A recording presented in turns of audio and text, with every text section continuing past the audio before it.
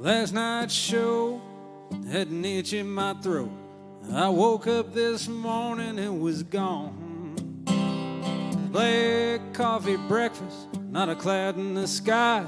Feeling shaky, edgy, all kinds of wrong. Played brunch at Charlie's in the LED glare. Started feeling kinda dizzy in my high-top chair, but I finished the set, packed up my car, started driving back to Austin. Hope I get that far. I'm doing 60 in a 75, having a panic attack.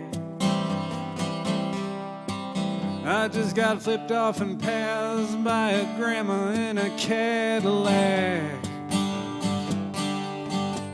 Yeah, tunnel vision, cold sweat, could be a stroke. If I took a sip of water, man, I'd probably choke. I guess I'm in the market for an SSRI, doing 60 in a 75.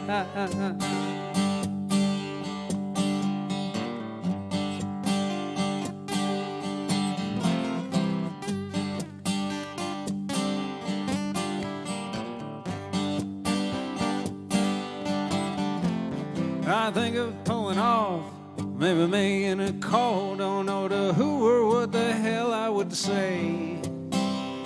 Maybe try to sing a little, might calm me down. Sorta better, not bad, okay. By the time I hit the brazzers, things are evening out. I try to listen to some music, but it's twist and shout. That's a little too much. And the sun's in my eyes, so I skip it, and the next one's waiting round to die. I'm doing 60 in a 75, having a panic attack. I just got flipped off and passed by a grandma in a Cadillac. Yeah, tunnel vision, cold sweat, could be a stroke. If I took a sip of water, man, I'd probably choke. I guess I'm in the market for an SSRI, doing 60 in a 75. I guess I'm in the market for an SSRI, doing 60 in a 75.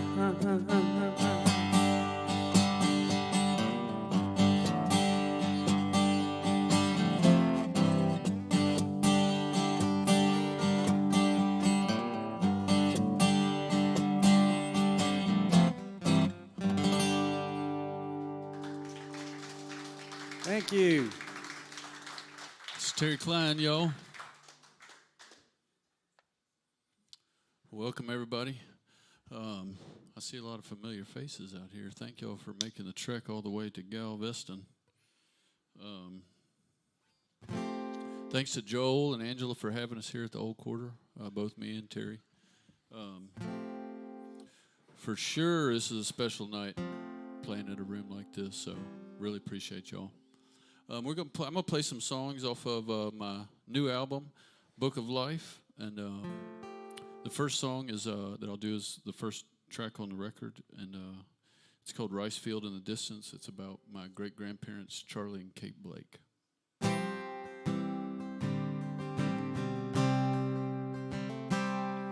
Oh, Hank's sitting on the front porch, rocking the days away. Ever since he went blind, you know he ain't had much to say. And there's a rice field in the distance, up around the bend, 14 miles from the river, and where it all began.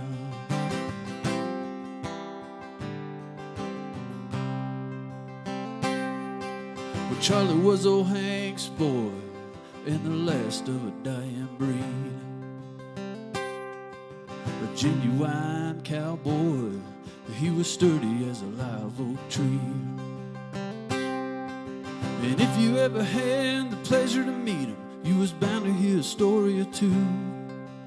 And he always did the best with what he had. It was no more than the saints could do. And Charlie met this girl named Kate, and soon she became his wife. But times was hard back then, and they did what they could to survive. They didn't have much or nothing, lived in a shack with a cold dirt floor, to the bottom a two-story roebuck house with Hank's pension from the war. And Billy Glenn's in the back, he's the youngest of Charlie and Kate's 8 kids. He's trying to squeeze out another drop from a cow that just won't give. It was a hard scramble, a way to come up, but he was his daddy's son. And he never complained about the work a minute, he just did what had to be done. In that rice field in the distance, up around the bend, 14 miles from the river, and where it all began. It's where time stood still, and the work it would never end. In that rice field in the distance, up around the bend.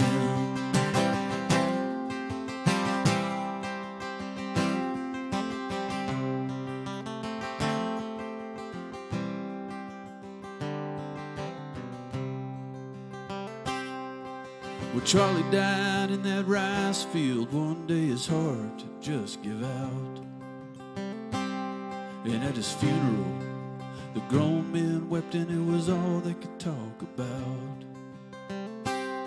All the stories that he'd shared with them, the lessons from him they'd learned, and the countless things that he'd done for them, asking nothing in return.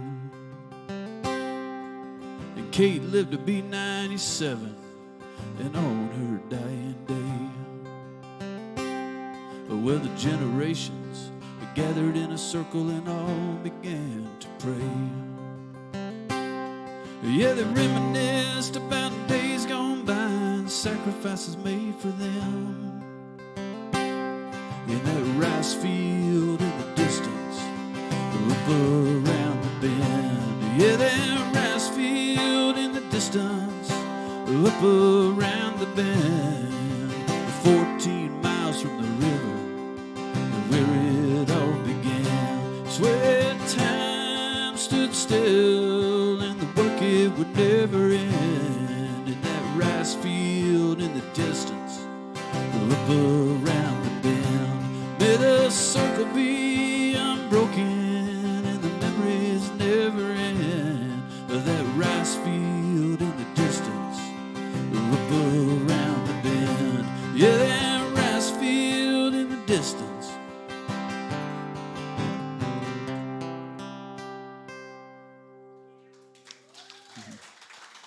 Thank y'all very much. Oh, what an honor it is to be up here with Brian Blake. Likewise, my friend. I'll tell you, the record that Brian put out, I've told him this, so he's not going to get too embarrassed, I think it might be my favorite record that came out this year, which is saying something because I had a record come out this year.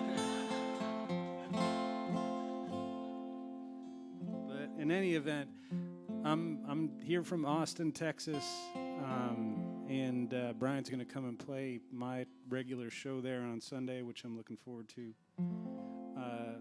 I'm from Boston, Massachusetts. I hope you don't hold that against me. And so this is a tune about where I'm from. It's called Such a Town.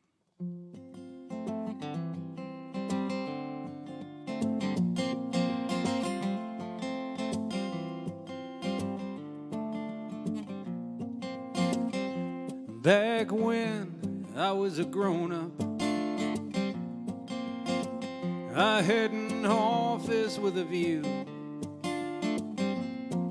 of Cambridge across the river and Dedham to the south, and Boston standing pat between the two, like that Robert Francis poem about the hound my feelings about Boston are uncertain as of now. Such a town, such a town.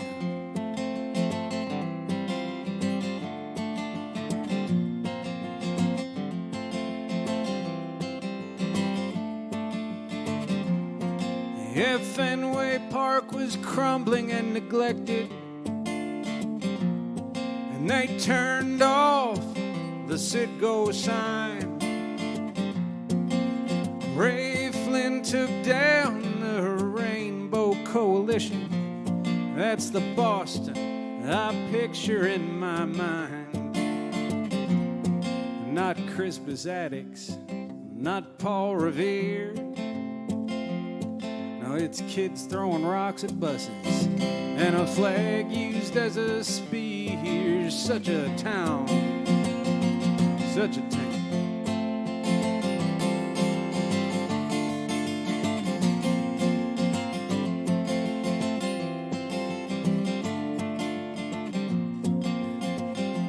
Yeah, my folks split up in Boston. Boston cut me deep and made me bleed. But I got married in Boston, and my kids were born in Boston just like me. The home of Justice Margaret Marshall and Bobby Orr. The plow and the stars, the burren, Doyle's and the Fours. Such a town, such a town.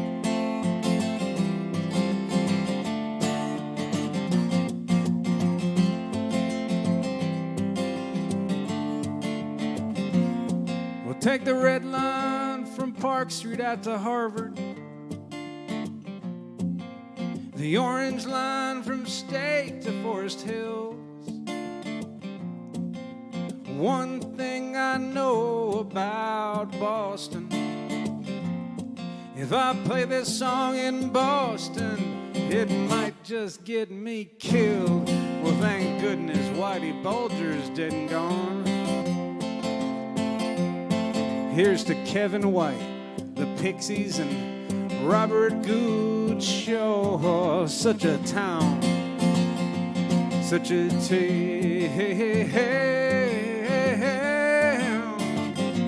Such a tale. Oh.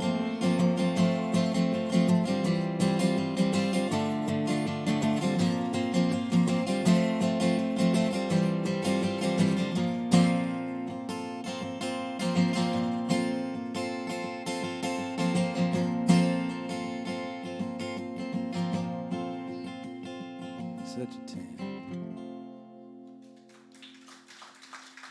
Thank you.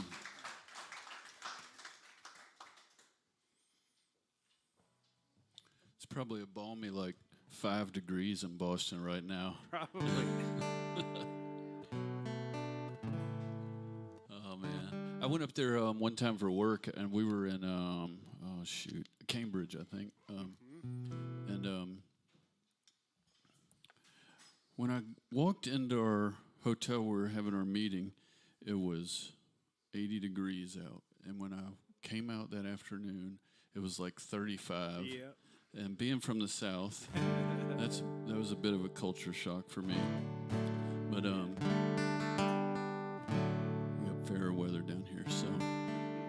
The next song I'll do is this is the title track off the album. Song's called "Book of Life."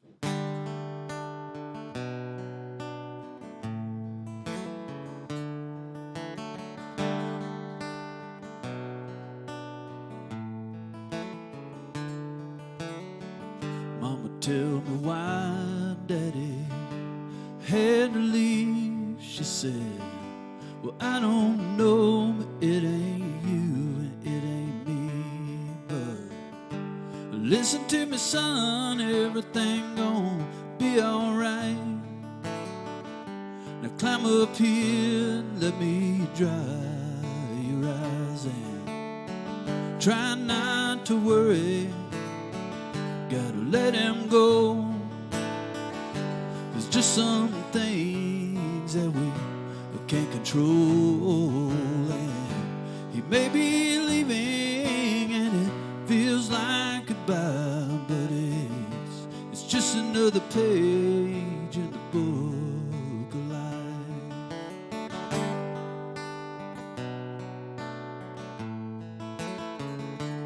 Well, this old friend of mine, he was near the end.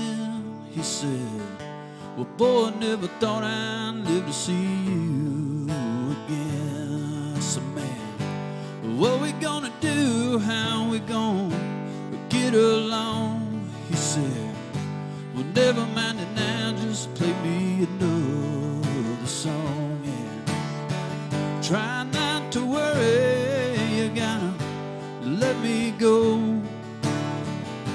'cause death is the one thing that we can't control. And I may be leaving and it feels like goodbye, but it's just another page in the book of life.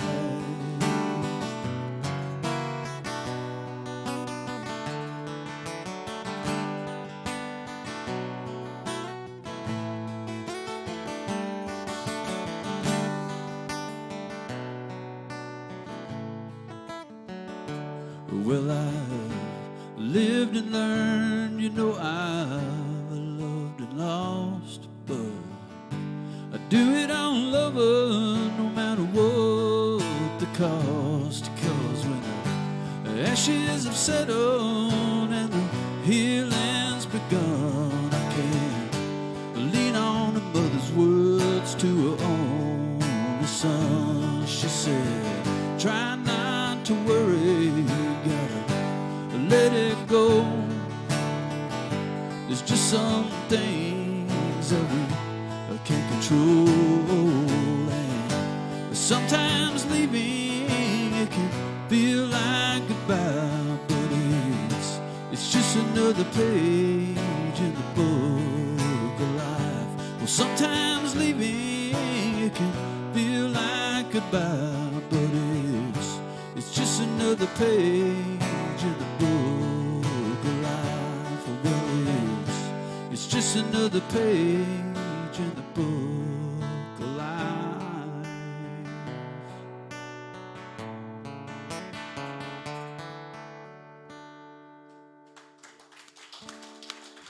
Thank you all.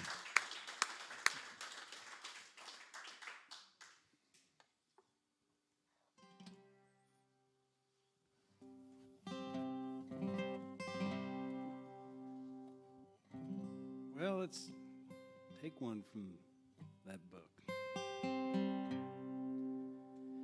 Every other Sunday afternoon, well, I'd ride down that old familiar road. Daddy just drove, he never said much. Just kept turning the dial on the Cutlass radio.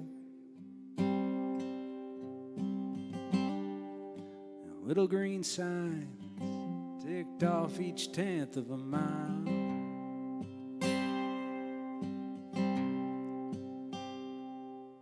I practiced feeling nothing. It worked to keep the tears out of my heart. Every other Sunday,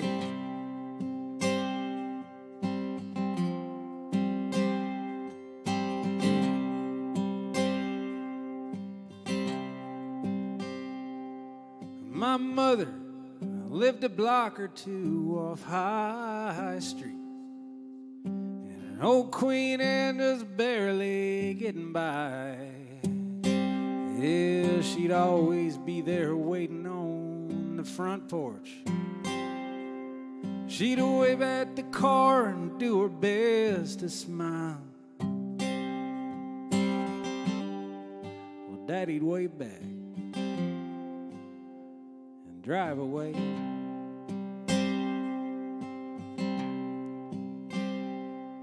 And I wondered if she ever would have liked for him to stay. Every other Sunday,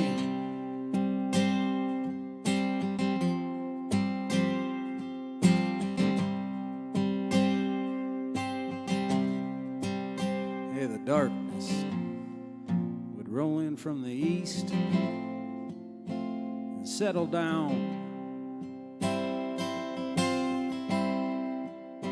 on the dilapidated, a quiet desperation of that rack and ruin town.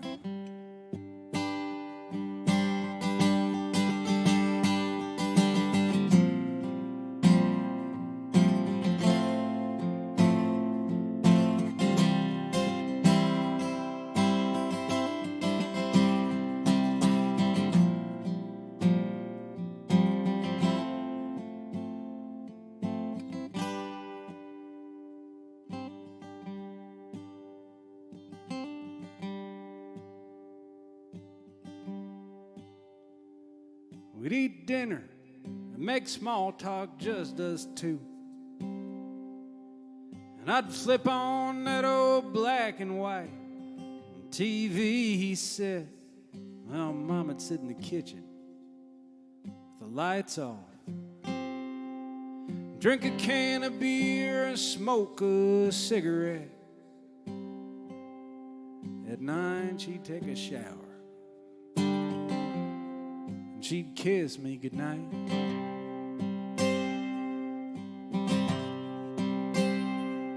And I'd stare at the cracks in the ceiling for a while before I turned out the light. Every other Sunday, every other Sunday,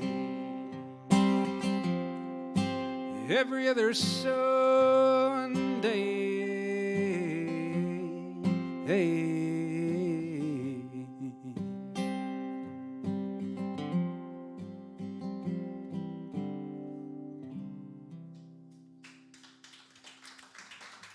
Thanks.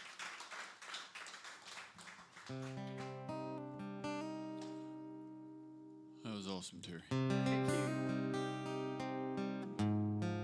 I'm gonna play a song now that's not on the album. It's called "Come Hell or High Water."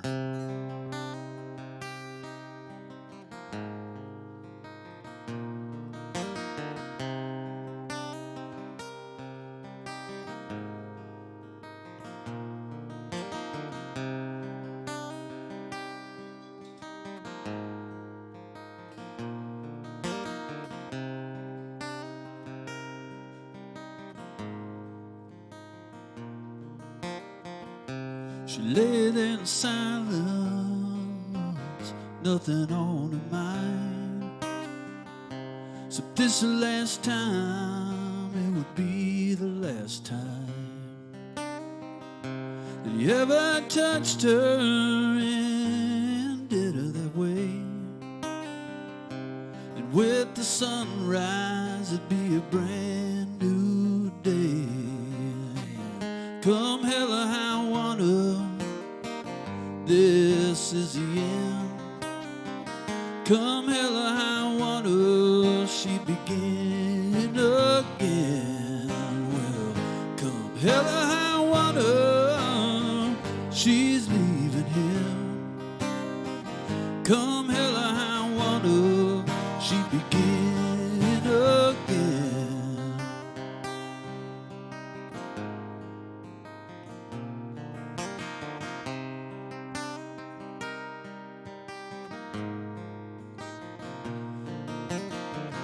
But he stood in the doorway and said, you can never leave. And you know you ain't nothing without me. So she just trained and laser right between his eyes and said, step aside, you son of a bitch, or prepare to die. Come hell or high water, this is the end. Come hell or high water, she begin again. Well, come hell or high water, she's leaving hell. Come hell or high water, she begin again.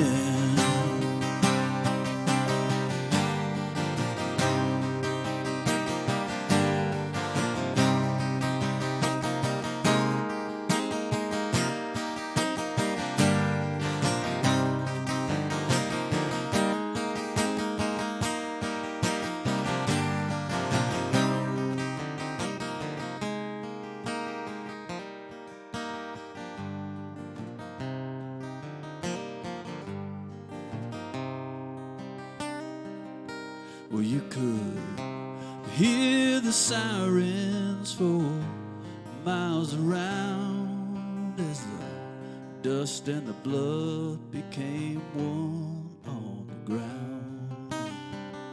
These were the last words that he heard her say as the light began to slowly fade. She said, come hell or high water, this is the end. Come hell or high water, I'm beginning again. Well, come hell or high water, this is the end. Come hell or high water, I'm beginning again. Yeah. Come hell or high water, I'm beginning again.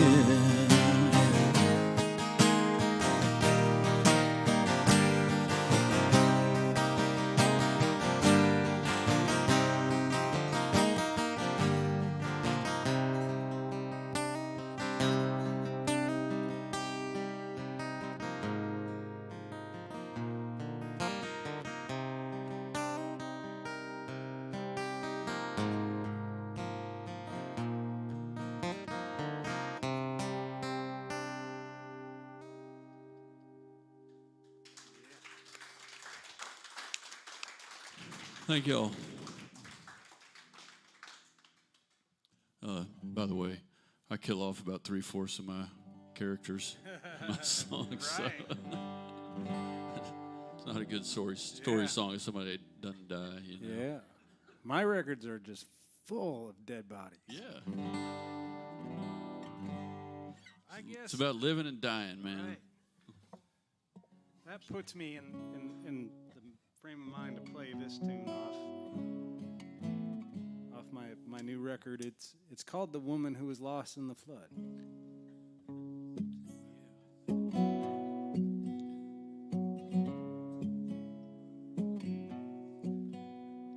I remember well when the rain came.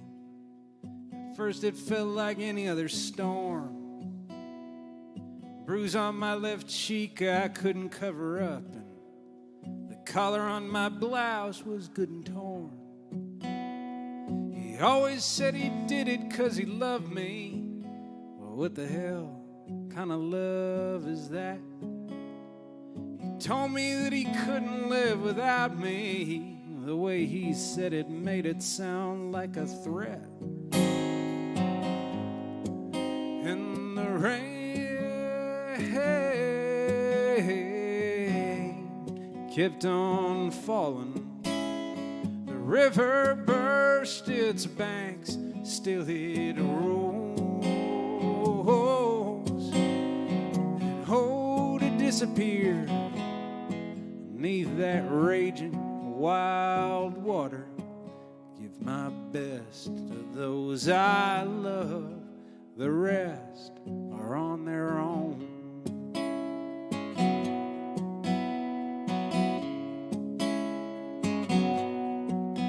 He called me from his pickup truck in Mason. Said it's not safe anymore where you are. I said, man, you ain't kidding.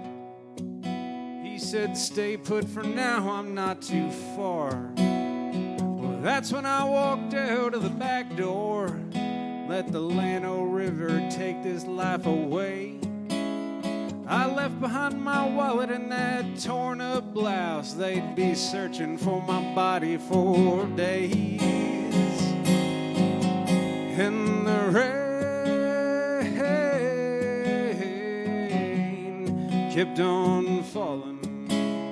The river burst its banks, still it rolls. Oh, to disappear beneath that raging wild water. Give my best to those I love. The rest are on their own.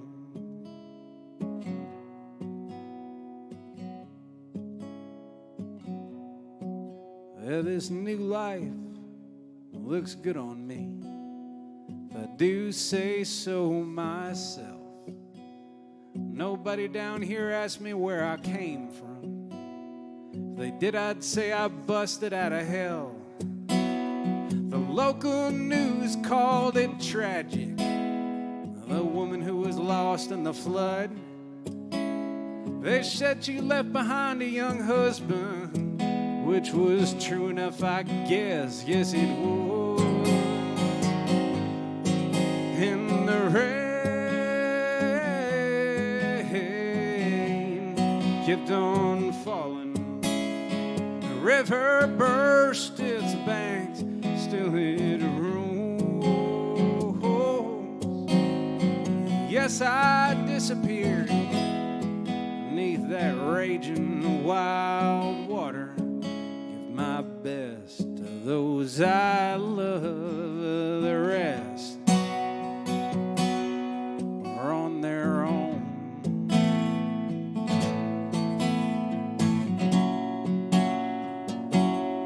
They're on their own.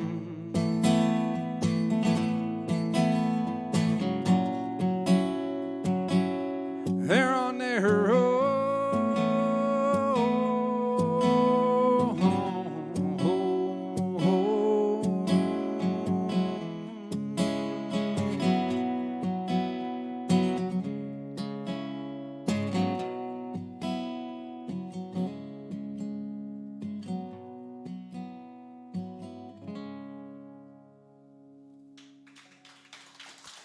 Thank you. I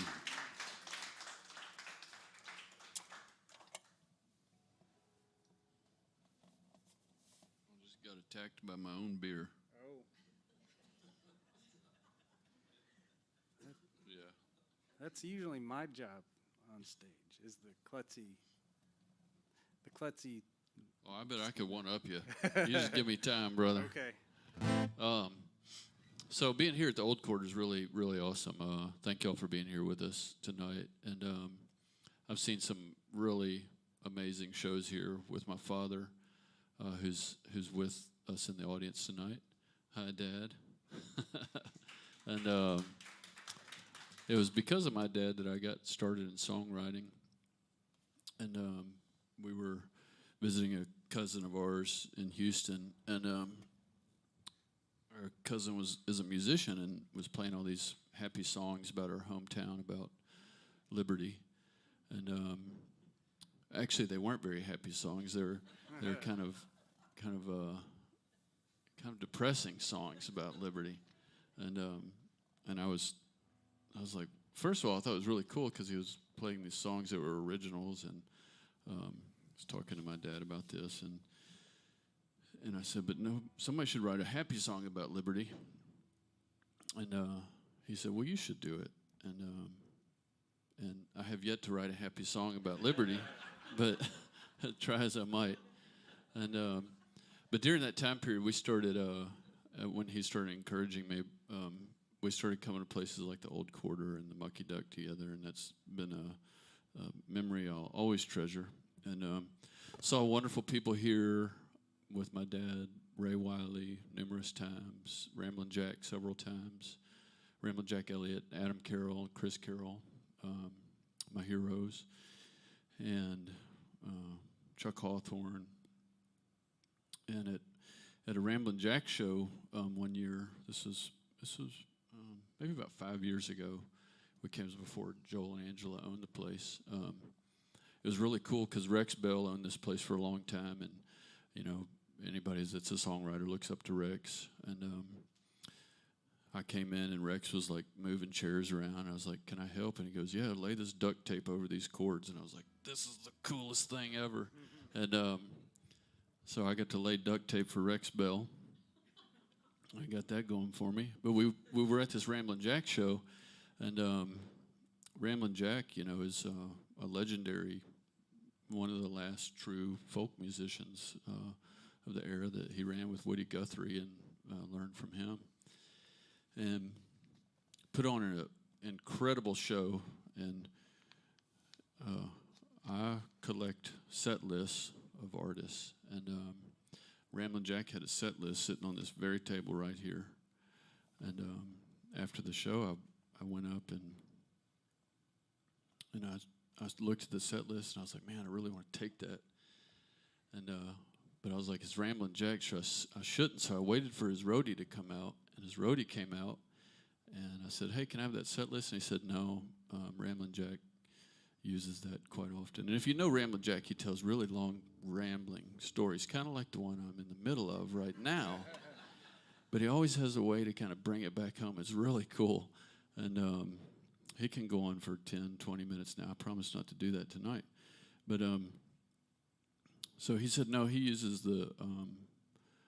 that set list quite often. And on the set list, too, by the way, was some amazing original music of Ramblin' Jack's, but also he closed that show with Don't Think Twice, It's All Right. And it was the most incredible rendition of that song I've heard yet, and I've heard some good ones.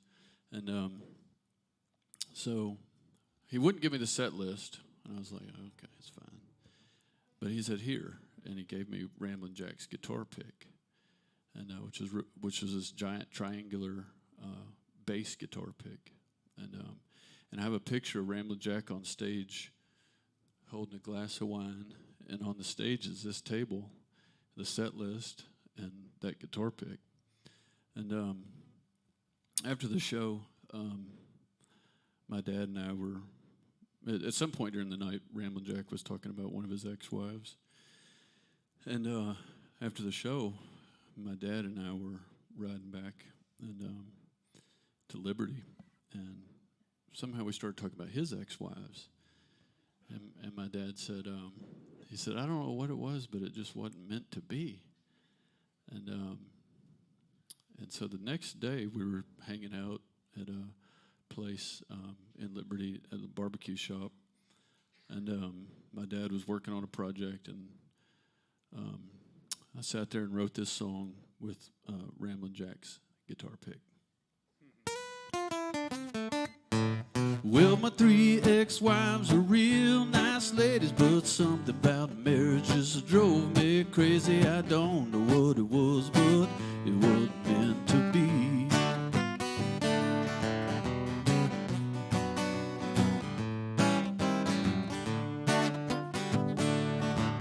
Well, my first ex-wife was a Memphis gal, and we got together in Austin town. It was the summer of love.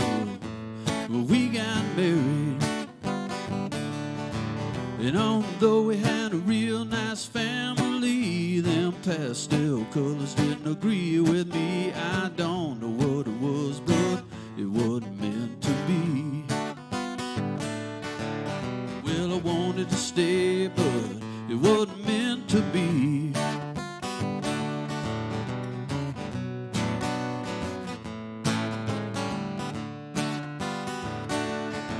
And then my second ex-wife was a Cajun cutie. Lord have mercy, another southern beauty. I had good taste in women, it seems. And although she gave it a real good try, there was something about the Brady Bunch life that I don't know what it was, but it wasn't meant to be. Well, we wanted it to, but it wasn't meant to be.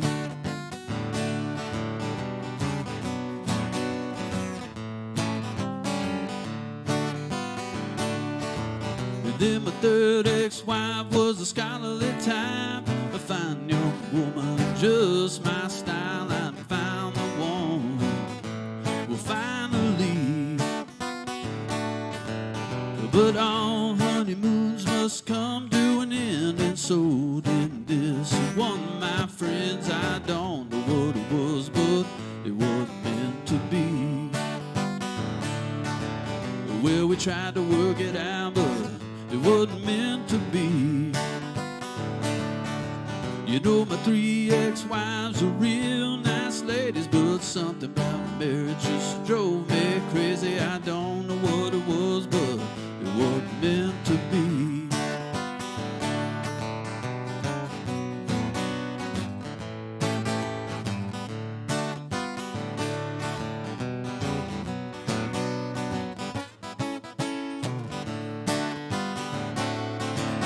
Well, my next ex-wife, I ain't yet met, and as the saying goes, never say never, but never may come too soon. Beginning to think, because I am what I am is how I'll always be, and if the shoe don't fit, then Mama say la vie. I said, baby, it wasn't meant to be. Well, honey, I'm sorry, it wasn't meant to be. But darling, don't you cry, it wasn't meant to be. Woo-hoo. That's a true story, y'all.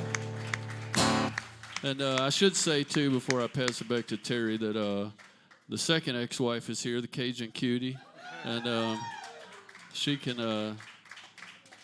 verify that all that's true. And I love my dad very much. He's just not fit to be married.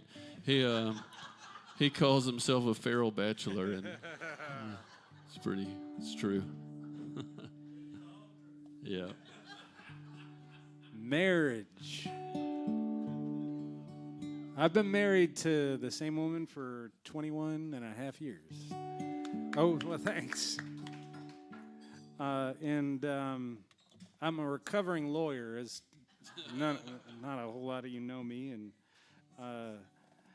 And for a long time in my family, I was the designated grown-up. And so, like, when my younger brother got married in 2015, he asked me to officiate the ceremony, and so I was justice for the peace for a day in New York State, and I married them, and I gave a little homily about how I feel like you can have a happy marriage, a good happy marriage, and people liked it, and so it just sort of sat on a piece of paper for a while. Earlier this year, my sister-in-law got married in upstate New York also, and she asked me to play a show during the wedding weekend. And so I decided to take that homily and turn it into a song. My sort of notions of what makes for a happy marriage. It's loosely titled Wedding Day.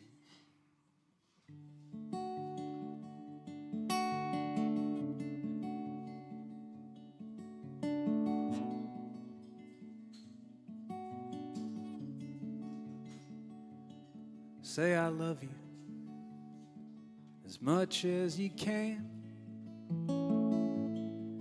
Take any old excuse to hold her hand. This stuff is basic, it's simple too,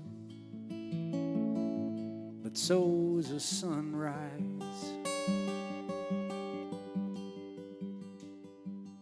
Do the dishes when it's not your turn.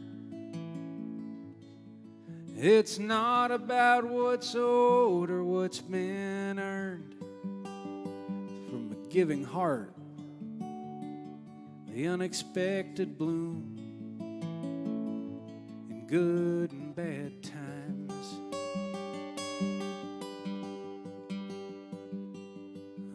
you didn't ask for my advice,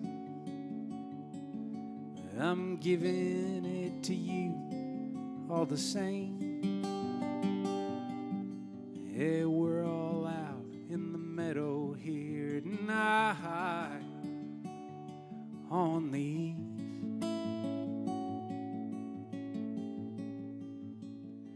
of your wedding day.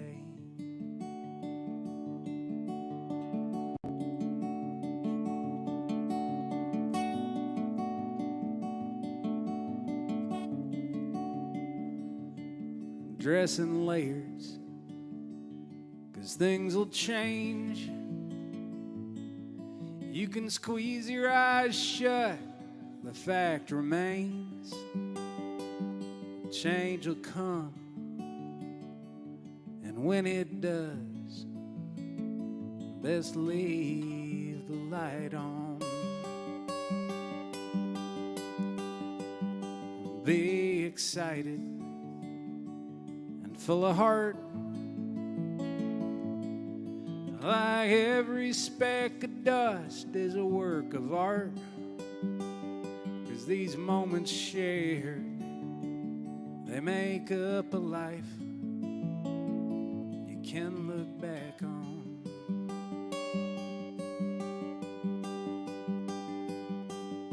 Well, you didn't ask for my advice, I'm giving it to you all the same. Yeah, we're all out in the meadow here tonight on the eve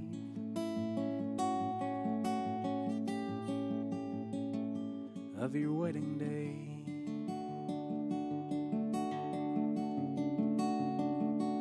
Your wedding day.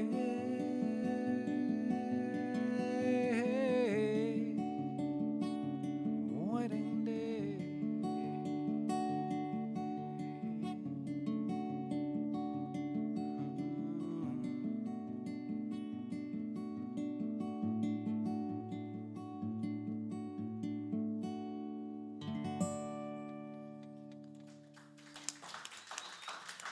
Thank you. It's awesome.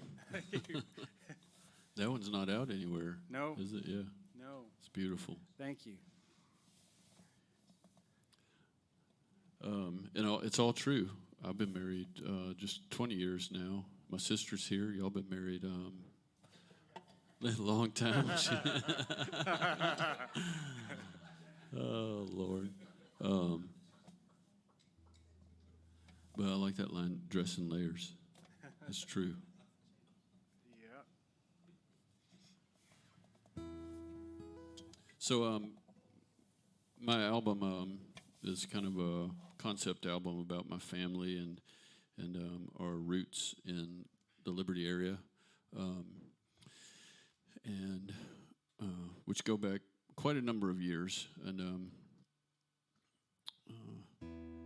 I started. I was on Facebook a couple of years ago, and I saw this picture of a homeless guy that I vaguely recognized, and I started reading about comments about him.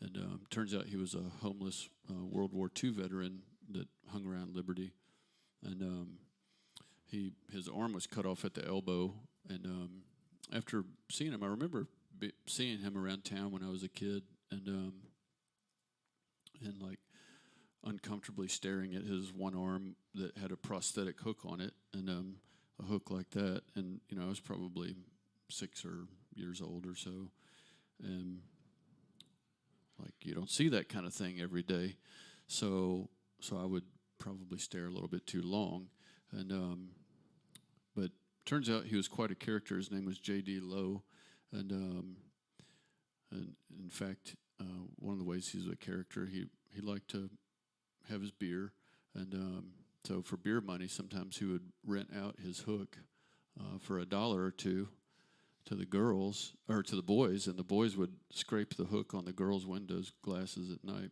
and kind of freak them out. And but I was reading about him, and he had quite an interesting story, and just I saw this image of him in that Facebook group that a friend of mine, Charles, posted, and I just started researching a little bit about him and talking to people about him, and wrote this song called "Move On, JD."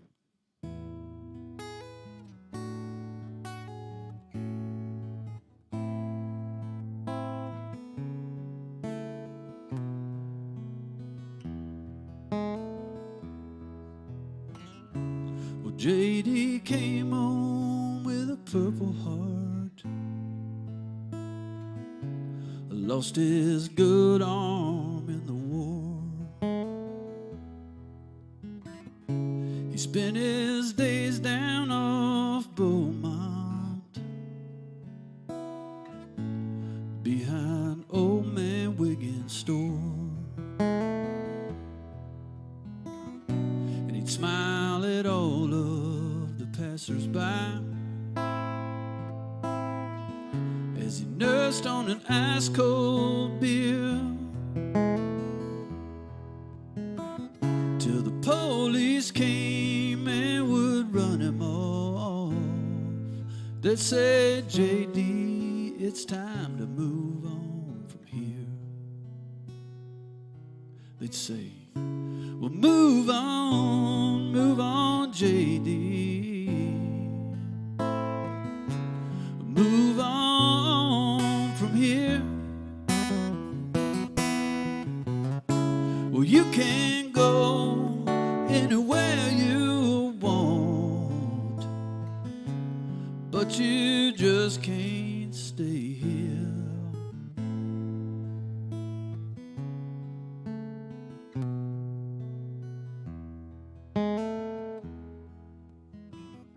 Well, JD carried him a switchblade knife in his hip pocket all the time. He'd sleep it off behind the courthouse with one eye open all night long. But the dreams, they'd rage on like a firestorm every single night of the year. And come morning light, the judge would wake him up. He'd say, JD, it's time to move on from here. He'd say, well, move on, JD. Move on from here. Well, you can go anywhere you want, but you just can't stay here.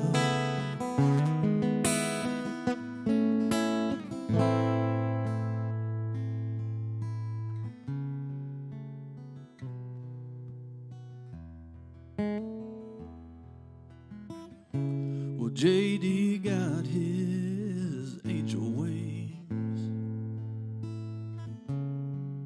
when the good Lord called him home. Now he spends his days down by the fairgrounds, never more a wandering soul. And he smiles down on all of the passers-by, just a grinning from ear to ear. And they all say, hey, look over there. Well, look who finally made it here. Well, it's move on, JD. Move on, JD, made it here. Well, he can stay just as long as he wants. 'Cause move on, JD. Yeah, move on, JD. Yeah, well, welcome here.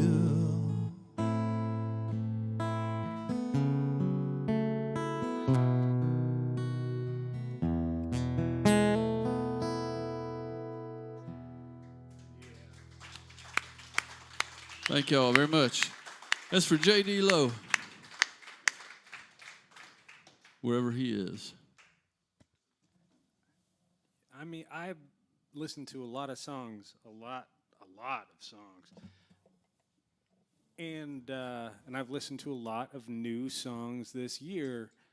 That I think is my favorite new song that I've heard this year from anybody. And just to geek out on songwriting for just a second, at the beginning of the second verse, he talked about JD and a switchblade knife. Okay? And I feel like most people who write songs, even very good writers, would just have called it a switchblade. But you said switchblade knife, and that is a critical recognition of the fact that language is very musical. It's extraordinarily musical, and some people can hear it, and they tend to become songwriters, and that's good. Most people can't hear that. Most people would have just had him holding onto a switchblade. But as soon as I heard that line, switchblade knife, I was like, this dude is the real deal. Thanks. It was accidental, but I'd like to say I did it on purpose, but hey, I like to geek out on songwriting. So I talked about my marriage. We have two daughters. They're 14 and 18. Our 18-year-old just came home from college for Christmas break. Yep, I'm telling you. And our 14-year-old this past weekend ran a half marathon. And I'm going to run a half marathon. I was like, why? So she ran the Georgetown half marathon in Central Texas. She finished first in her age group. In the 0 to 14 age group, she finished first. But if she'd been in the 15 to 19 age group, she would have finished first in that too. She was 19th out of 258 women. So it's crazy. It's crazy. She was hurting afterward, but I mean, while she's doing that, my wife and I went to breakfast and I had some corned beef hash. She's exercising for you. Yes. Well, so this one's kind of about parenthood in a certain sense.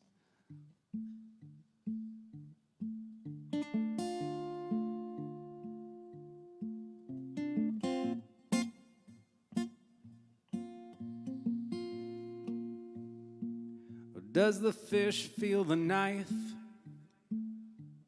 That's what she asked me. And I did not know how I should respond. She asked me again. So, Daddy, did you hear me? And the answer that I gave will get it wrong. Yeah, most things seem kind of simple until you poke at them even just a little. Does the fish feel a knife?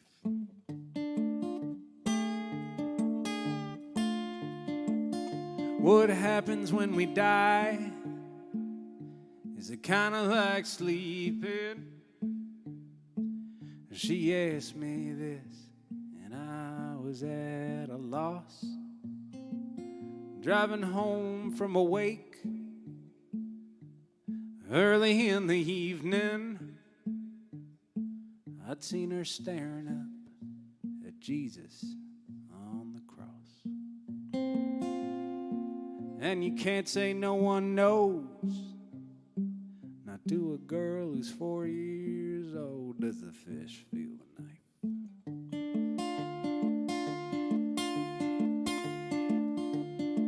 You need a license to drive a car, to shoot a buck, to cut a man's hair.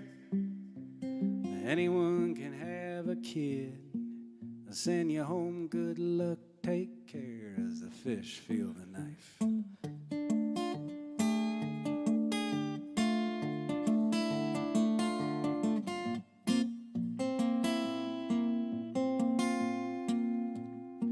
Well, Daddy, who's that man? Why is he always on the corner? She asked me as we sat there at the light. A cardboard sign, spare a dime or a quarter. And there's so much in this world, it just ain't right. We let folks slip through the cracks. No, I wasn't gonna tell her that. Does the fish feel the knife?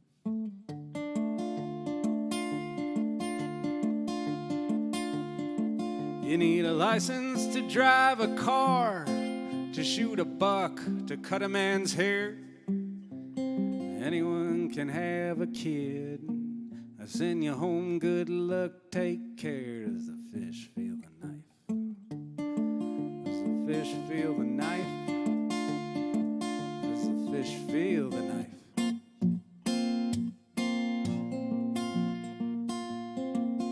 Does the fish feel the knife? Thank you. Thank you.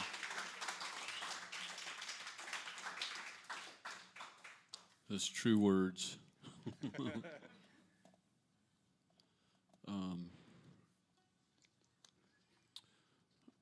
Terry and I are both alumni of the Walt Wilkins, guys that have had their CDs produced by Walt Wilkins, which was pretty awesome. Yep. And Terry's got a couple CDs produced by Walt. Yep. And this is my first one. And as I was going to Austin to record mine this February, Terry was just releasing his new album, which was produced by Tom Jutz. Is that Utes, right? yeah. Yeah. That's right. Or how do you say his name? Utes. Utes. Okay, I thought Yep. it was okay. The J is silent. He's German. There you go. Okay. And Very he's German. He's in Nashville. Yeah. And the whole way that the trip to Austin, I was listening to "Good Luck, Take Care." Oh, cool. And I had that song on repeat for about 150 miles, trying to unpack that while we're geeking out on songwriting.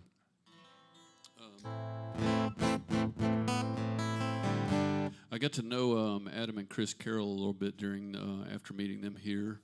Adam is the greatest living songwriter, and I'll stand on Steve Earle's coffee table and say that. And they're just wonderful humans, and Adam and Chris. And when the pandemic started, they started doing like live streams like everybody else did, and they held them on Tuesdays, and I was a regular at that, and to like say thanks to their, I guess, for lack of a better term, patrons, where we would like give them tips online and stuff like that, and they started like sending kind of merch and other goodies to their patrons, and I got as my goodie a used coffee mug, but it's really cool because it came from Adam and Chris Carroll, so I've got a used coffee mug that came from them, and that was my pandemic perk for being one of their supporters. And on Chris's birthday, I sent her a message with some coffee in the mug, and I said, "Hey, I'm having coffee on your birthday in my favorite mug." And she said, "You should write a song about that." So I did, and it's called New Year's Day.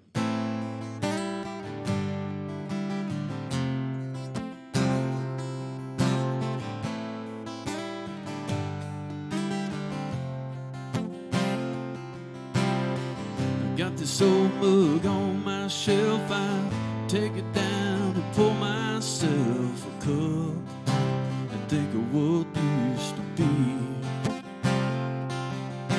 And you gave it to me secondhand, you knew I was just a simple man, and babe, I guess I'll always be. I said, babe, I guess I'll always be. And it takes me to another time, to New Year's Day '99, when I woke up with you lying next to me.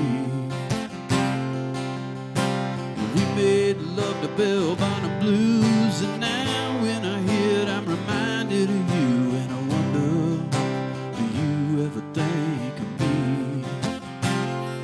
'Cause them old times may be forgotten, but some things are like it or not. The memories never fade away. Like the look in your lover's eyes, the way she felt lying beside you there on New Year's Day.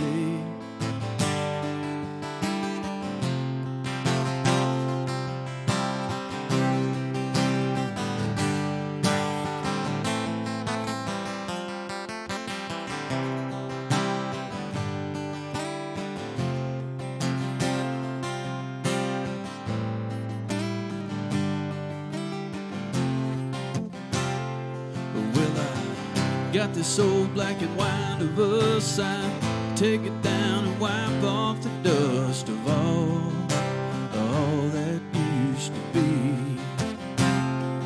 And I hold it in my calloused hands, and these days I'm just a lonely man, and babe, I guess I'll always be.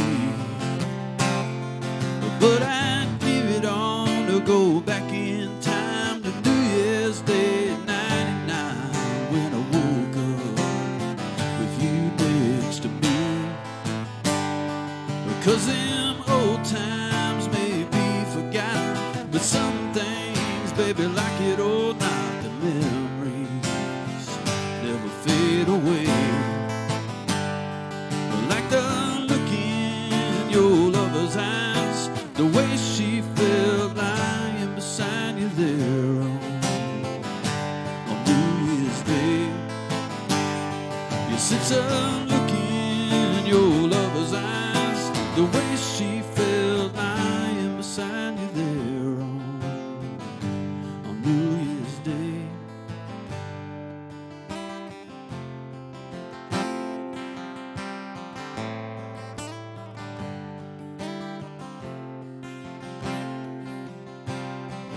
Got this old mug on my shelf, I take it down and pour myself a cup and think of what used to be.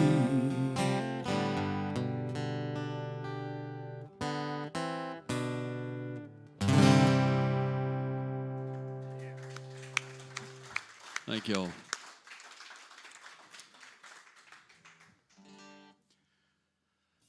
We moved down to Austin in July of 2016. Moving to Austin in July is a decision that you can make. It's one of them, right? Yes. One of the first things I did when we got down there is I went to a conference of folk musicians. And one of the activities at that conference was to pull a little piece of paper out of a bucket. And then at the end of the conference, you would take the prompt that was written on that piece of paper called a song prompt and turn it into a song. And I considered myself a songwriter at that point. I was like, I am a songwriter. This is what I am meant to do. And I am going to take that piece of paper, whatever is on it, and I'm going to write a song. And I walked up to the bucket, pulled that piece of paper out with just so much hope. And I opened it up, and it said, "Dull women keep immaculate homes." And I just shook my fist at the heavens. I was like, I moved my family to Austin to do this, and this is what happens?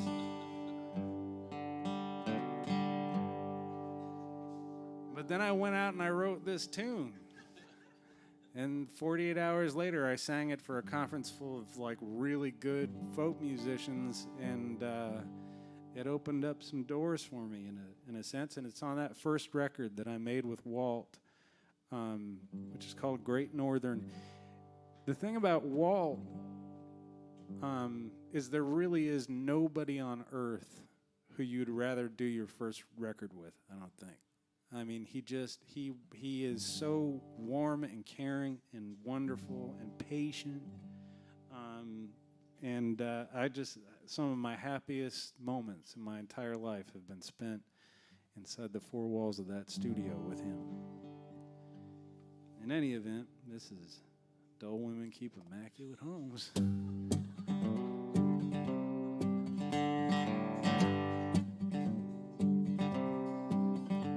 Well, Grandma June and Grandpa Joe lived up in Dutchess County. They had a tiny house on a big old piece of land. And that house was filled with books and sculptures and papers and paintings that take an MFA to understand. Well, sometimes Grandpa Joe, he'd almost lose his temper. He'd say, June, this house is looking like a war zone. She'd put her hands on her hips, tilt her head to the left and say, dull women keep immaculate homes.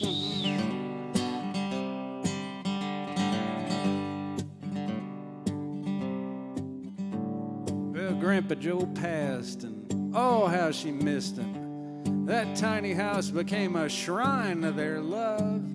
And then she started adopting dogs and cats and hamsters. They kept her company along with the good Lord up above.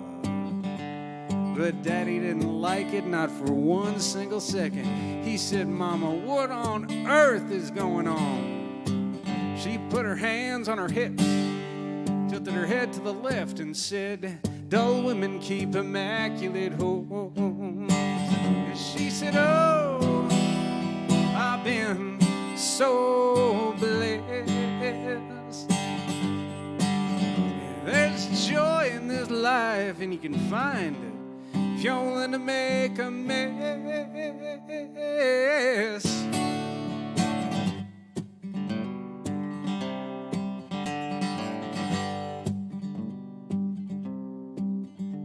We lost Grandma June a year ago November. I hadn't cried like that since I was just a kid. We all met up at Uncle Milton's and drank and sang together, told off-colored jokes like Grandma June would have did. Then we buried her in the cemetery right next to her beloved, and Daddy wouldn't say just what he put on her gravestone. I read that epitaph, and there etched in granite was, dull women keep immaculate homes. Dull women keep immaculate homes.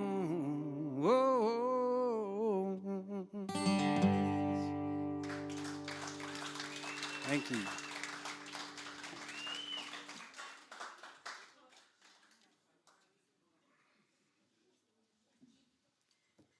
That's a hell of a song prompt and a hell of a song. They tried to haze me. and you wouldn't let them. All right. Who drove a long way to get here tonight? Oh, man. Anybody come from around the world? Yeah. This guy came from Australia, and we were talking earlier. I met Jason online, and we got to talking last year, and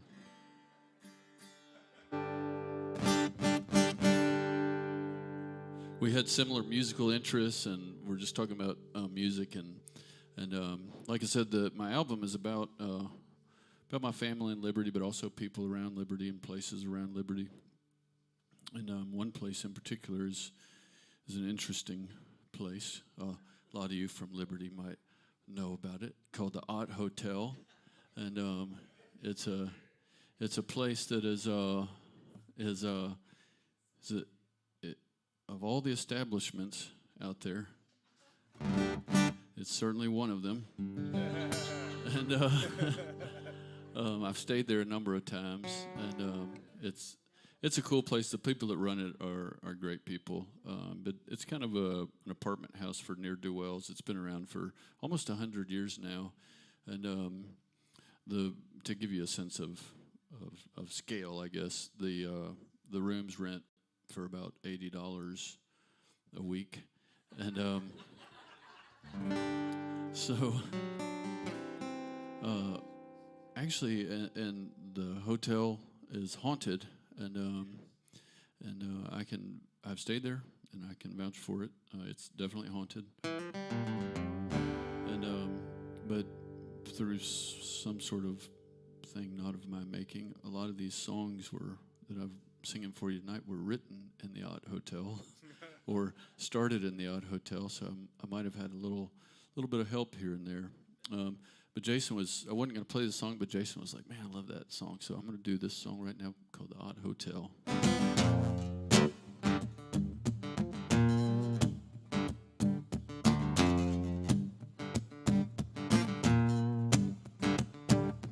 It was built back in 28, just feet from the railroad tracks, and it's got a solid foundation.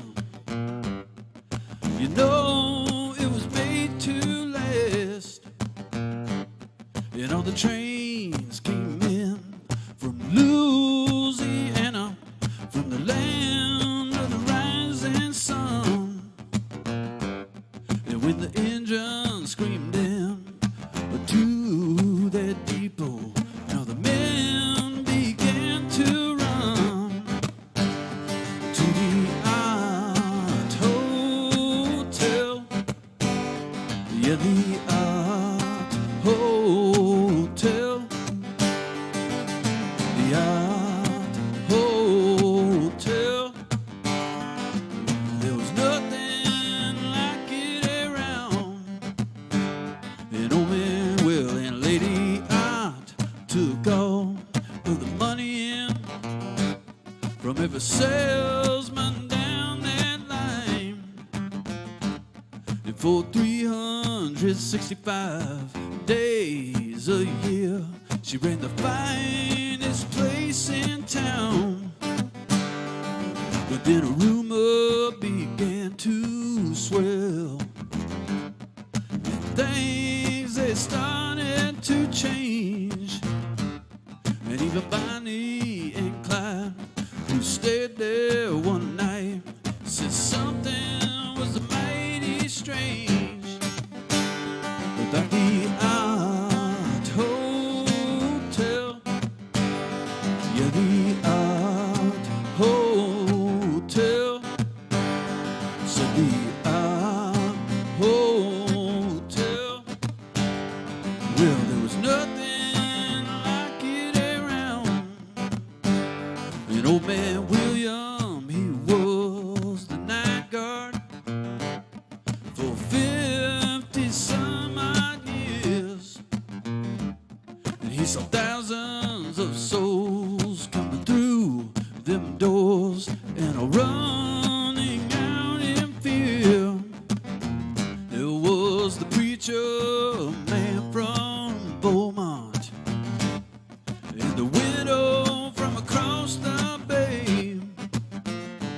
Well, they both disappeared without a trace on a day just like today. From the Odd Hotel. Yeah, the Odd Hotel. Said the Odd Hotel. You know there was a never found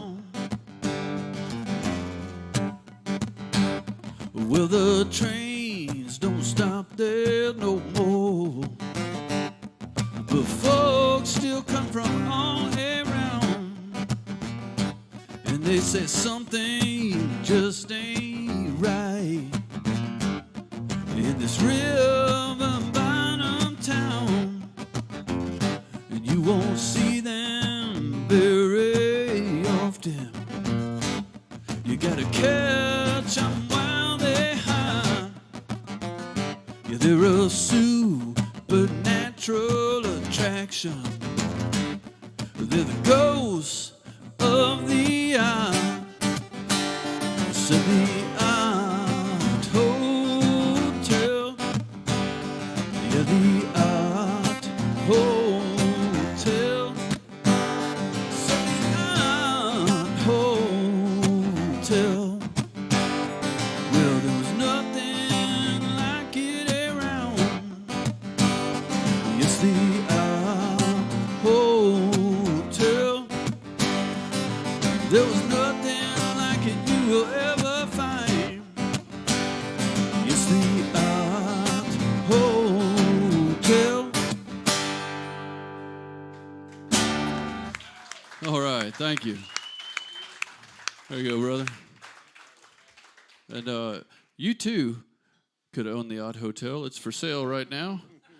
The owners have decided to sell it. I think it's about $500,000. I tried to buy it, but my wife looked at me. I said, "Baby, the Odd Hotel is for sale." And she said, "Well, goodbye then." It does come with the ghost.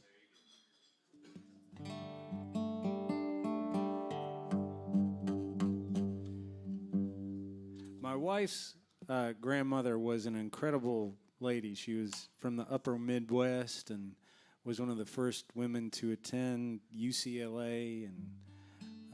And every Christmas we read a story that she wrote about the last Christmas her family had before the influenza epidemic of 1918, 1919.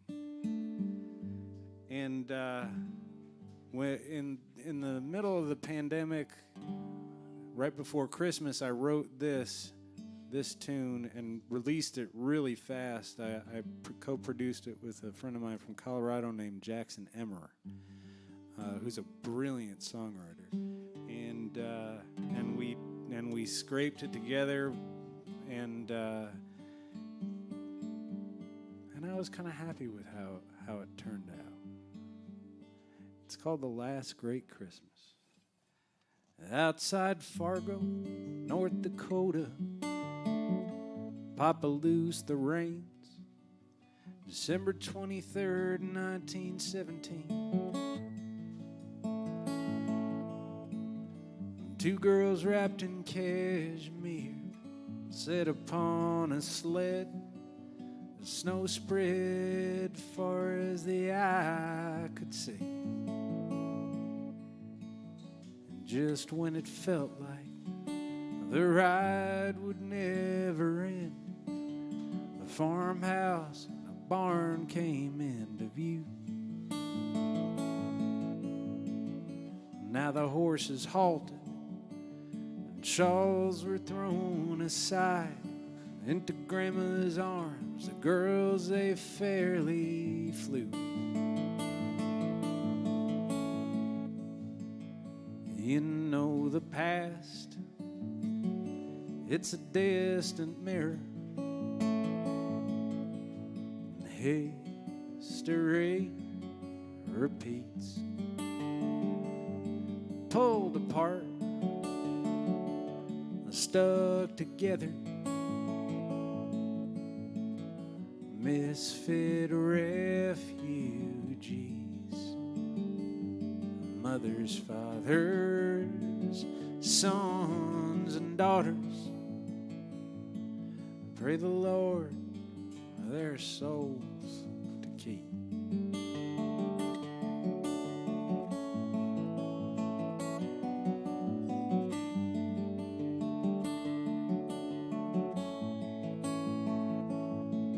Farmhouse kitchen, all a bustle.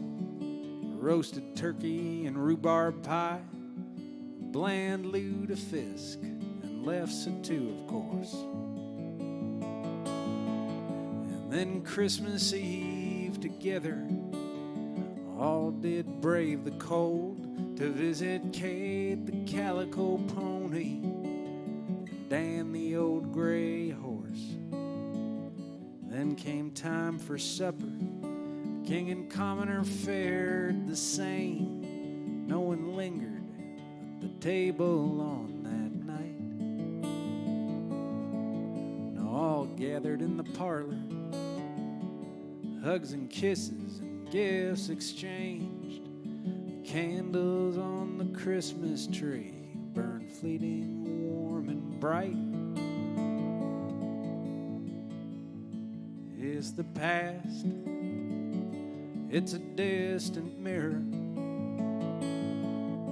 and history repeats. Pulled apart, stuck together, misfit refugees, mothers, fathers, sons and daughters. Pray the Lord their souls to keep.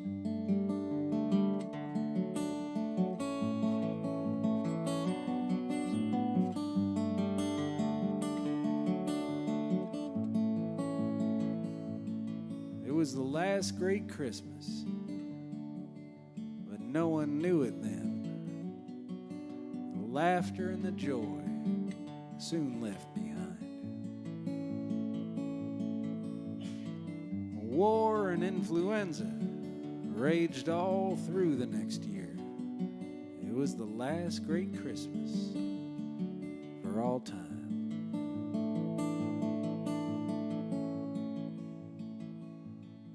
It's the past, it's a distant mirror,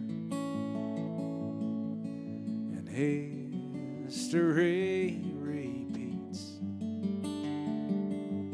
Pulled apart, stuck together, misfit refugees, mothers, fathers, sons and daughters. Pray the Lord their souls to keep. Pray the Lord their souls to keep.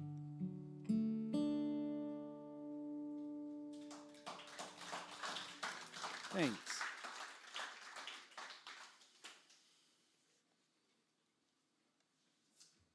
Oh man, it's beautiful, Terry. Thanks. So I have lived in Memphis most of my life. Was born in Houston, but here at the Old Quarter, every January 1st, there's an annual Towns Van Zandt wake. After Towns died January 1st of '97. Is that right? Yeah. So this year will be, I can't do the math, 26th annual Towns Van Zandt wake. And in the past few years, we've been doing a Towns tribute on January 1st in Memphis, which has been a lot of fun, which unfortunately means I can't get up here to come join in the fun at the Towns wake in Galveston. And so at the wake, all songwriters, Towns fans from all over get up and play a Towns song, and so I'm gonna do one tonight as part of my contribution to the Old Quarters Towns Van Zandt wake.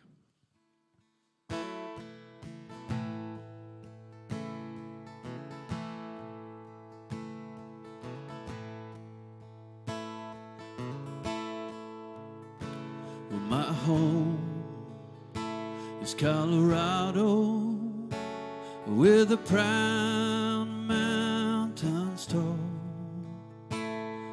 with rivers like gypsies down the black canyons fall. But I'm a long way from Denver, with a long way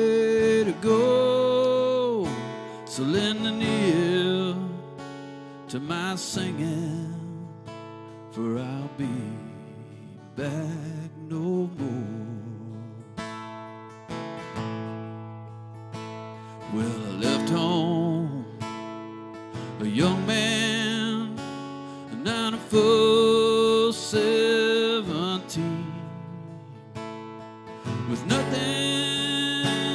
for company but the wind and a dream of all the fast ladies and living and fine. When I left my proud mountains and rivers behind.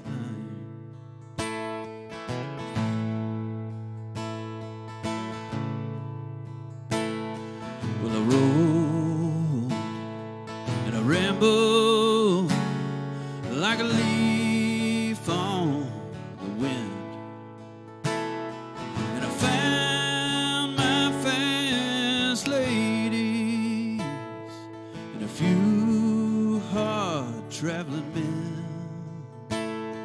Well, sometimes I went hungry with my cupboards on bare. Well, sometimes I had plenty with money to spare.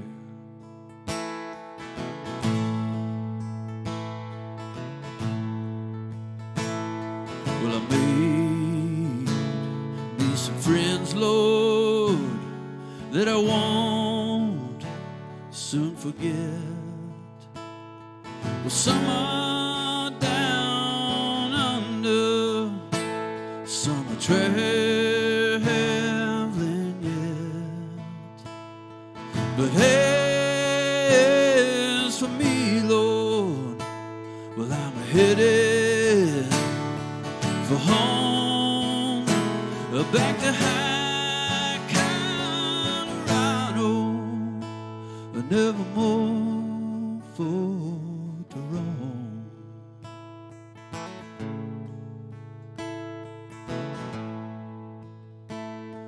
Well, friends, when my time comes, and surely it will, just to carry my body out to some old lonesome hill and lay me down easy where the cool waters run, with only my mountains between me and the sun.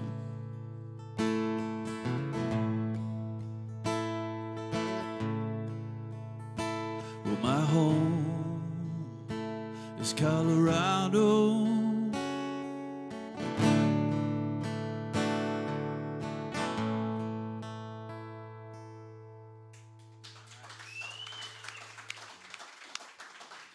Thank you all.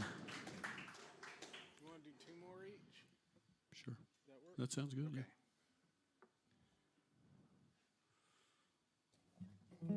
One of the things that you realize when you look at a map is that Colorado and Oklahoma actually share a border. Like just a tiny little, just like this tiny little sliver. I grew up, you know, we'd have the AAA maps, and we had like a carton full of AAA maps, and I would pull them out and just stare at them. You know, I was living up in Cambridge, Massachusetts at that point, and the notion, just like the mere notion of Oklahoma was like, wow. We moved from from Massachusetts to California when I was 11 and drove across, and Oklahoma made such an impression on me, and I think that drive led me to this tune, which is on the second record.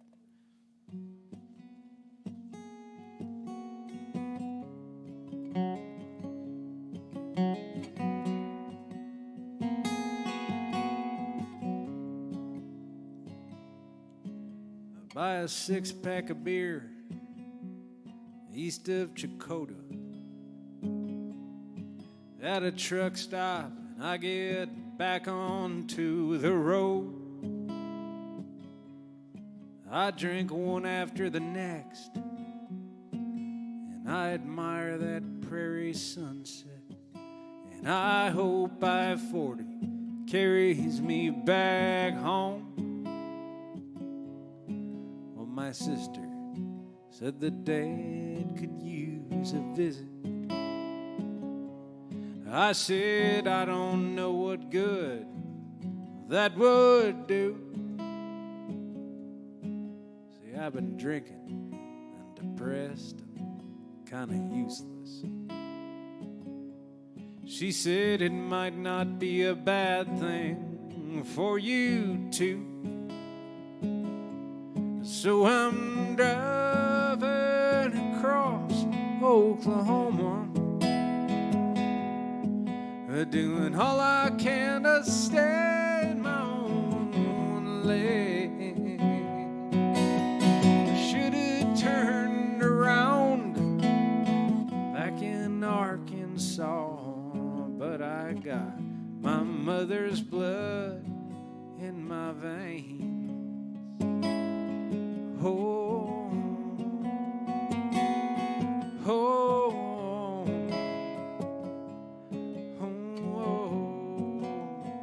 oh. I'm in a cold sweat west of Okemah.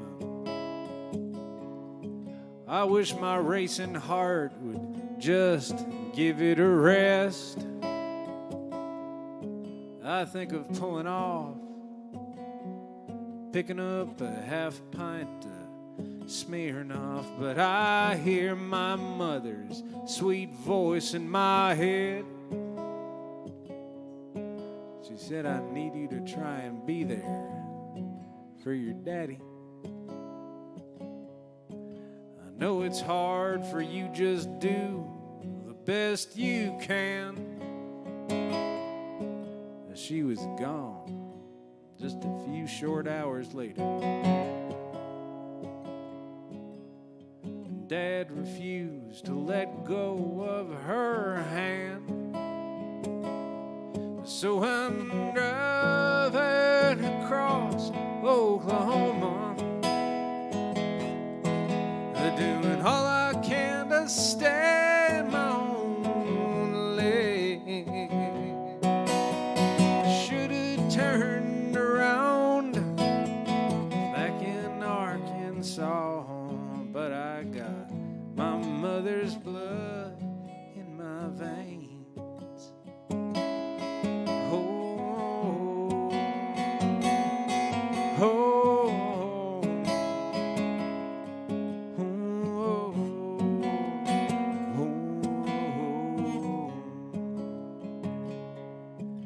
be my first time at the house since the reception. I've been saying it's tough for me to get away, but now facing down the dear departed memories, and my daddy's grief might be more than I can take. But I'm driving across Oklahoma, doing all I can to stay in my own lane. I should have turned around back in Arkansas, but I got my mother's blood in my veins.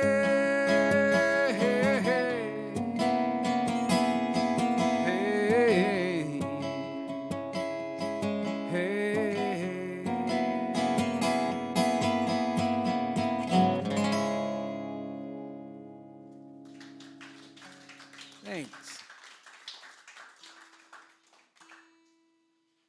All right, I think we just got a couple more. Or...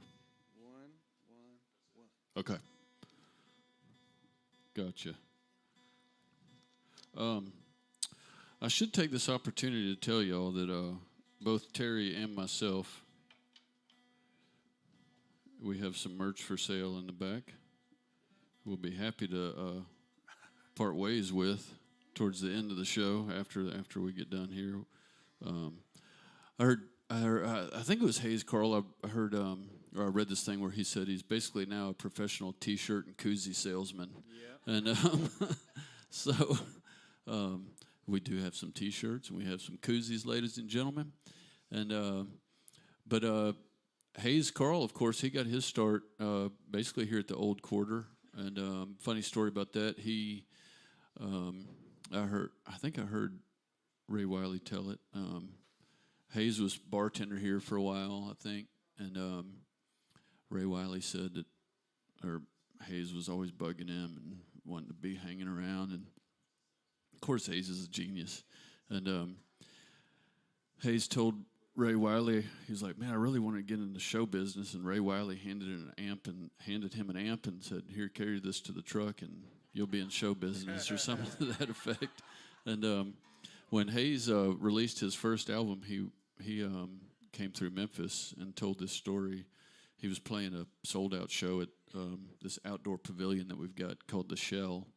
And there, probably 500-700 people out there. And Hayes Carl says, I always loved Memphis.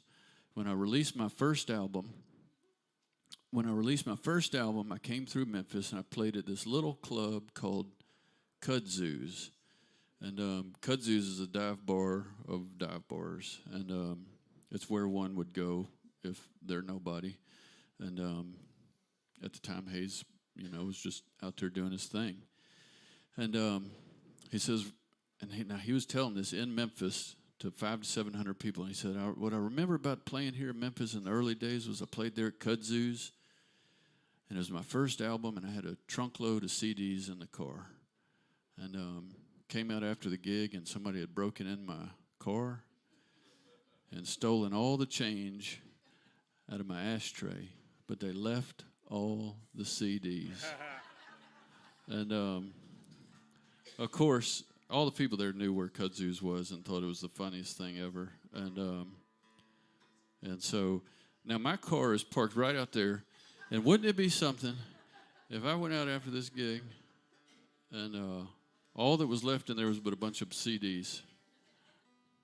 That would be something. This song's not about that. This is a song called Little Boys.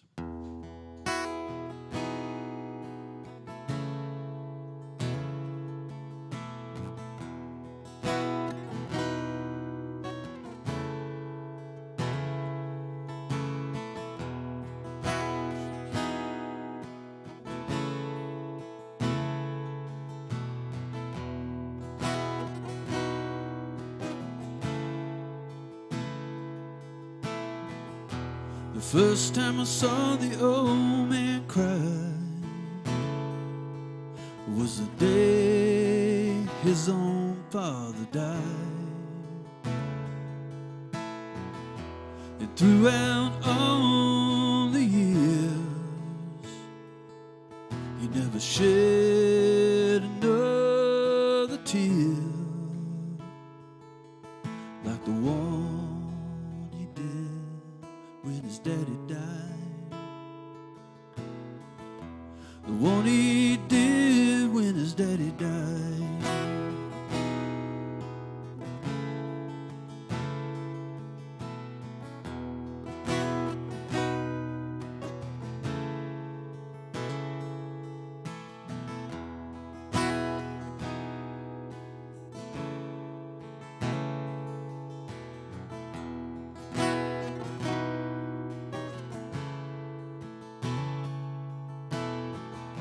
Then 40 years flew right by, till suddenly it was my turn to cry. And ever since that day, I never shed a tear the way did the day my daddy died. I did the day my daddy died. 'Cause grown men never lose their daddies. Only little boys do. And inside of every man there's a little boy too. Lives a little boy too.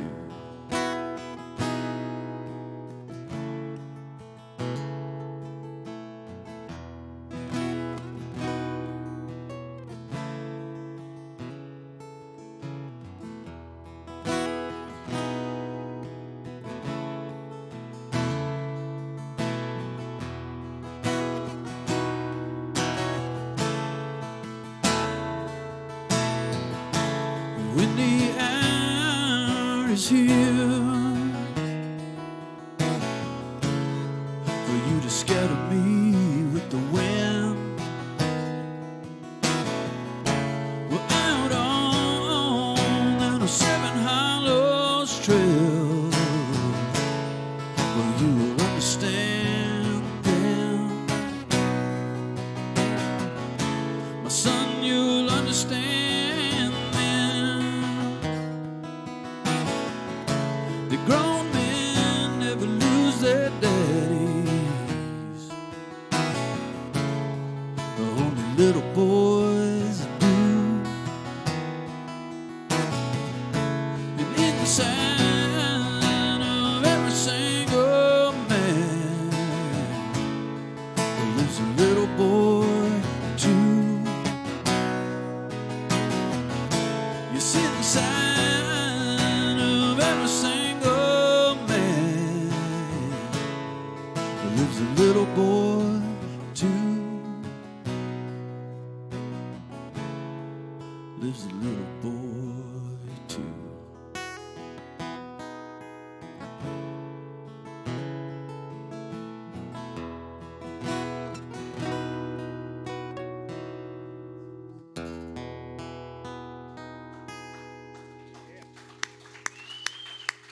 Thank y'all.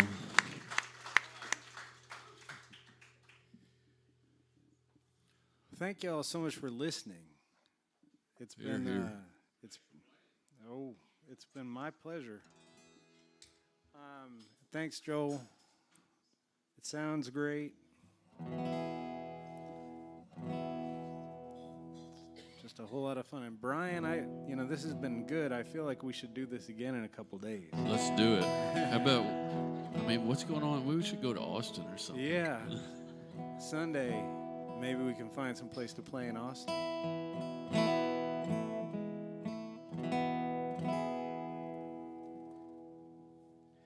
This tune's called Salinas. Thank you all again so much.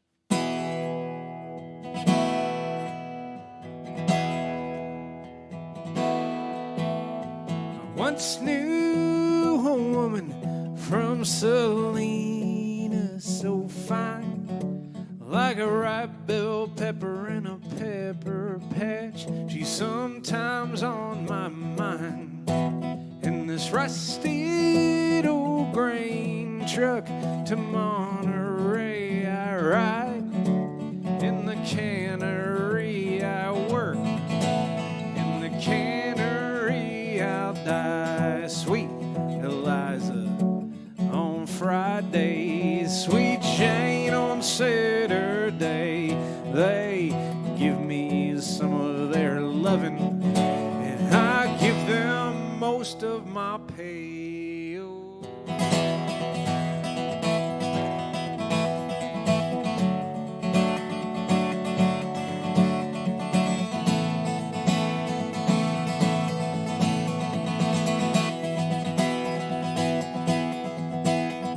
I came to this valley with Joseph Sinclair Hicks. He said there weren't one problem us workers had, that a union man would not fix. One night up in Gilroy, they laid Big Joseph low. They say they caught him in the stable with the foreman's wife, but that don't sound like Joe. Sweet Eliza on Friday, sweet Jane on Saturday. They give me some of their loving, I give them most of my pay. Oh.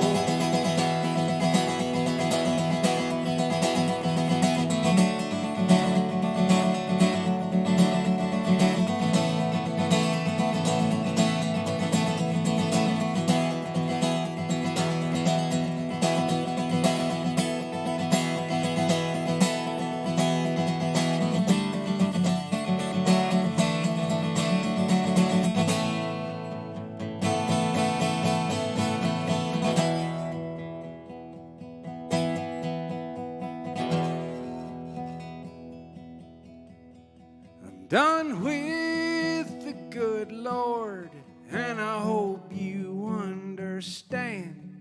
You see, the homestead back in Goodwill is under half a foot of sand. Sweet Eliza on Friday, sweet Jane on Saturday. They give me some of their loving, and I give them most of my pay. Sweet Eliza on Friday, sweet Jane on Saturday.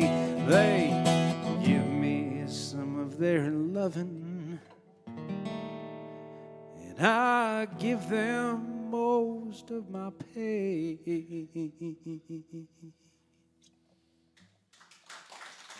Terry Klein, y'all. Well, it sure has been a pleasure. Thank y'all for being a great audience. And like Terry said, Joel and Angela, thank y'all for having us here. Certainly for me, my first time here, it's a long time dream come true. So thanks for allowing that to happen, Joel. I really appreciate that. The opportunity. This last song I'm going to do is the last song on my album Book of Life, and this is about when I mentioned my dad had suggested when my cousin didn't write any happy songs about liberty that I should write a happy song, and as mentioned, I have yet to write one, and but this was the first song I kind of started writing after he encouraged me, and this song was 8 or 9 years in the writing, and it's called Nothing Gold Can Stay.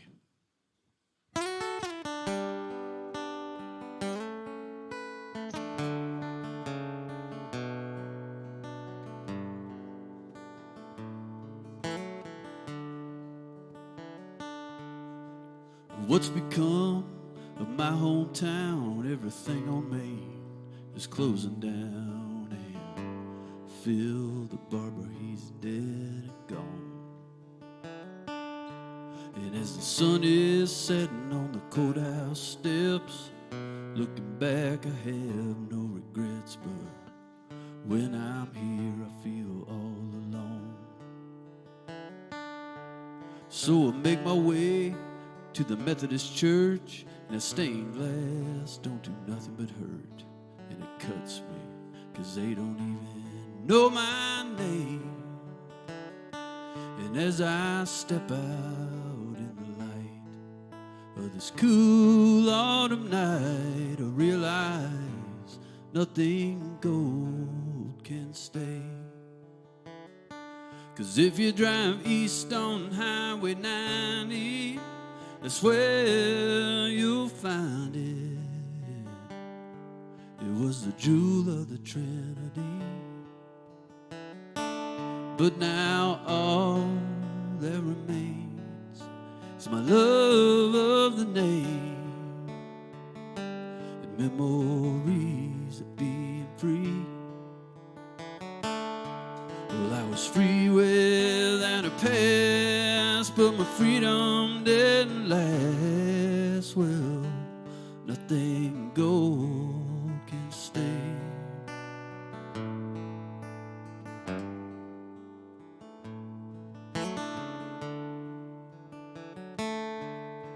Well, Grandpa, he's been gone now. Hard to believe it's been 20 years. And every day I still miss him so. And then last year we had to sell off the family home. Well, how I cried when it was time to go. And Daddy, he packed up his bags and headed west to San Francisco. He says, son, I just have to get away. And as I step out in the light of this cool autumn night, I realize nothing gold can stay.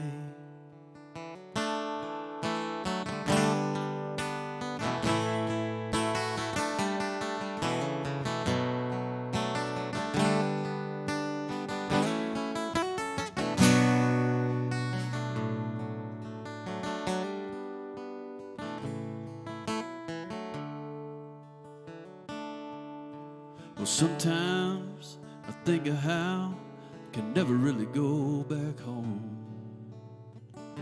But then I just shake it off with a smile. 'Cause I can close my eyes and I can see that lonesome train rolling, cutting straight through my little town. And all the endless games of 42, the world's best damn barbecue. My family gathered round at Christmas time. I remember all the people and the places and the sights and the faces and the things that we used to do. Yeah, they're all right there in my mind. I said, well, liberty's always on my mind.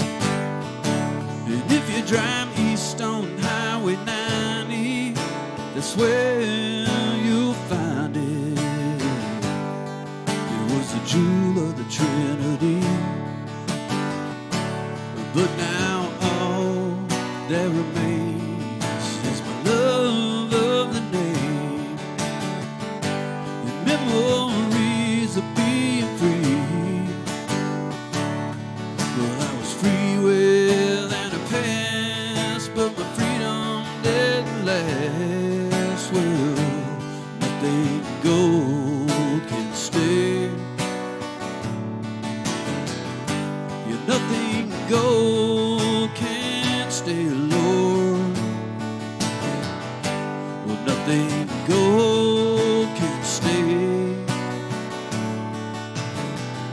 Well, nothing gold can stay.